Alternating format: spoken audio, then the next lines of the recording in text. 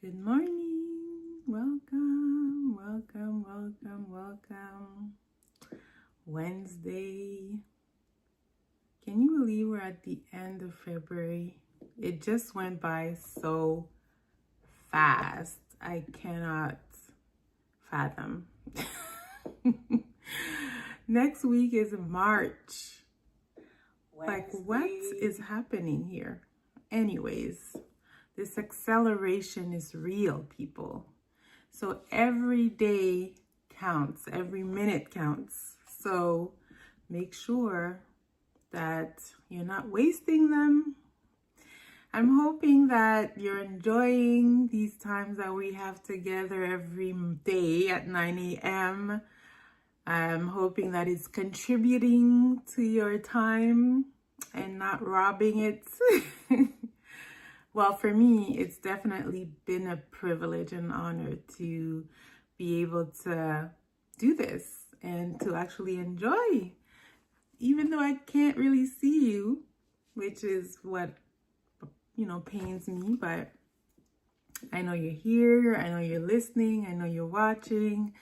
I know that some of you have said that it's really been transformative, and so thank you so much. Keep those messages coming. And today we're continuing in the mental health section of the book, and so we're talking mental health continuum. Very, very important to understand that our mental health is not static. It's very malleable. And so being able to have tools to make sure that we're staying on the healthy side of mental health is very, very crucial. And so this is what this particular reflection is all about. So I'm going to read and we'll see how much time we have left after that. Okay, reflection 17, the mental health continuum. Mental health is not a destination, but a process. It's about how you drive, not where you're going. Love it. This is from Norm Spencer. Okay, apologize if that's not right. Okay, today I want to continue with our mental health discussion. Maybe you're not sure how to decipher where you are regarding your mental health. That's normal. I'm happy to introduce you to an essential and easy tool that you can use called the Mental Health Continuum. You will find several versions of this model simply through an internet search. I will briefly share parts of the version developed by the Canadian Department of National Defence and adapted by the Mental Health Commission of Canada. It is a great tool to help us know where we're at regarding our mental health. Again, there's a difference between mental health and mental illness. Hence the importance of understanding that mental health is considered a continuum, or a spectrum if you want. The first stage of the continuum, when you start from the left, is the healthy stage. An example of being healthy is that you have normal fluctuation of moods. One thing you can do to help yourself stay there is to make sure that you break down your problems into manageable chunks, for example. As I talked about yesterday, I tend to be more of a drama queen and just make a mountain out of a mole. So this is something I practice regularly.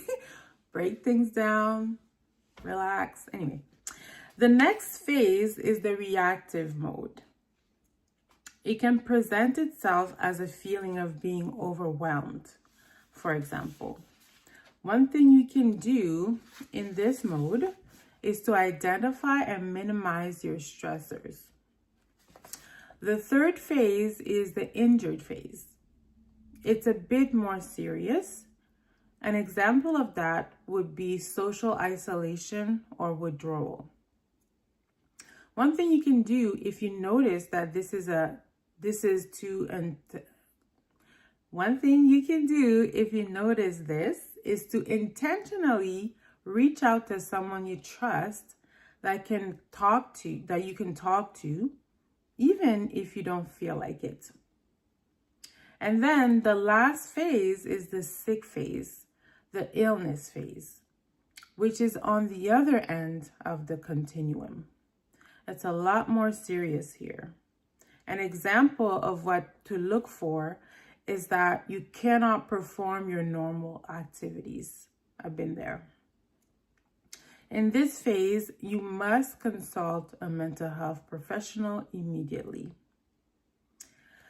The continuum is a very effective prevention tool that we should use regularly.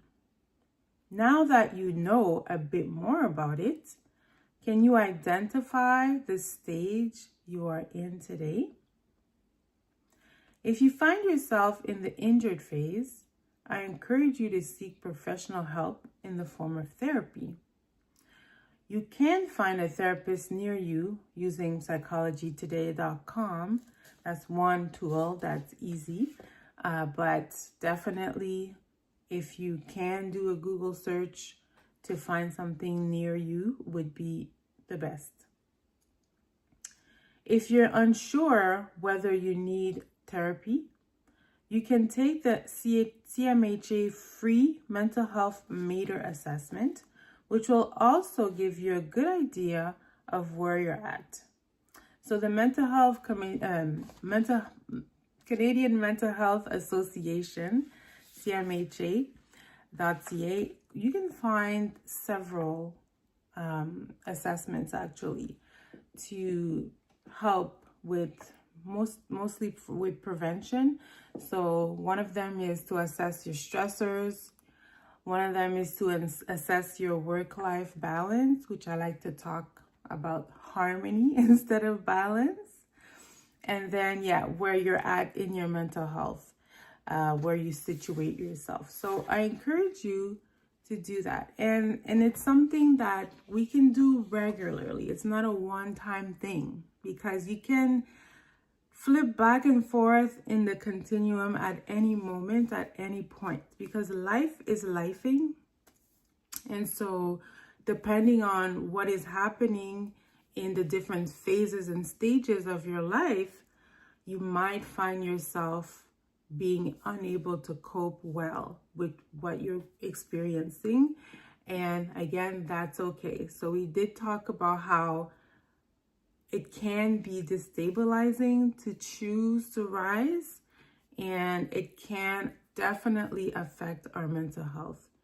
And different stages of life, even hormonally, can affect our mental health. Personally, I'm in the premenopause phase, and there are a lot of different things that I go through. And being aware of the stage that I'm in helps me to make sure that I check in with myself and I don't dramatize things, and understand that this too shall pass. And so having been on the different phases of the continuum, it definitely helps to not try to fix it yourself, because I've tried that too. Especially if you find yourself in the injured and ill phase, you cannot do this by yourself. And so very, very important to take the necessary steps. And I think we have a bit of time because I think it's important to go a little bit more deeper in what those phases look like and some actions that you can take. So one of the versions of the mental health continuum that I really like is from the Resident Doctors of Canada.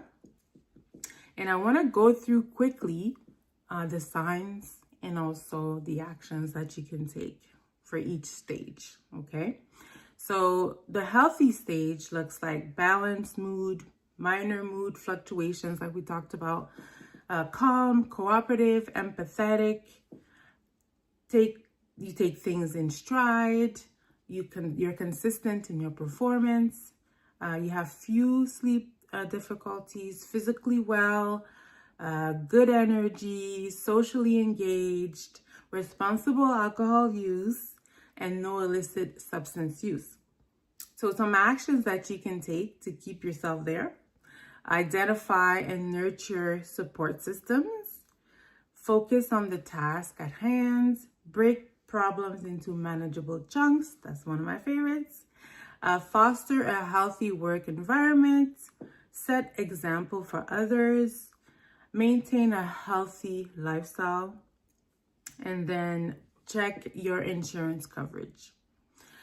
If you do have insurance, that is. Okay, reactive stage now. Some things to look out for: nervousness, sadness, irritability, displaced sarcasm, overwhelmed, procrastination, forgetfulness, decreased efficiency, trouble sleeping, a few intrusive thoughts and nightmares, muscle tension, headaches, low energy, decreased social engagement, increased alcohol and substance use. Actions that you can take: familiarize yourself with mental health resources, recognize limits and take breaks, say no to new commitments, identify and minimize stressors or unhealthy situations, try to get adequate rest, food, and exercise. Now, for the injured stage: anxiety, pervasive sadness, negative attitude, declining empathy, anger, feeling hopeless and worthless, declining clinical performance presentation. So this is more of a medical, this is what the medical professional will see. Restless, disturbed sleep, recurrent intrusive thoughts and nightmares, significant physical and mental fatigue, social avoidance or withdrawal, overusing alcohol and substance to cope. Actions that you can take: consider accessing mental health resources, prioritize your self-care, and you have to make it more important than anything else. We've been talking about in preventive ways. Identify and understand your own signs of distress. Very, very important, which really requires self-awareness. Ask for help. Talk with friends, family, and or colleagues, and then maintain social contact. Do not withdraw. And then the last phase, which is the more serious one, is the illness phase, which can look like excessive anxiety, depressed mood, anger outbursts, aggression, suicidal ideation, unable to perform duties or concentrate, absenteeism, can't fall asleep or stay asleep, constant fatigue, physical illnesses, exhaustion, social isolation, alcohol, substance addiction. Some actions that you can take: of course, accessing mental health resources, reprioritizing yourself.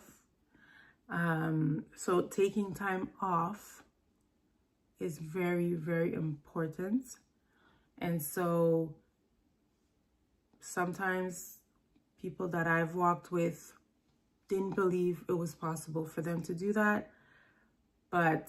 And then they waited too long, and then it was inevitable, and they were forced out of commission. And so try to prevent that by taking regular time off. Seeking medical attention is really, really important right away. follow healthcare provider recommendations for sure. And then ongoing support from friends, family, colleagues. So this is the mental health continuum. I'm out of time, but please do assess where you're at. If you need to speak to anyone, please make the time to do that. And of course, feel free to DM me, email me, info@carinarist.ca, and I'm here to help however I can. And so this is it for today. Thank you so much again. You have a beautiful day. Take care of your mental health, and we'll see each other tomorrow.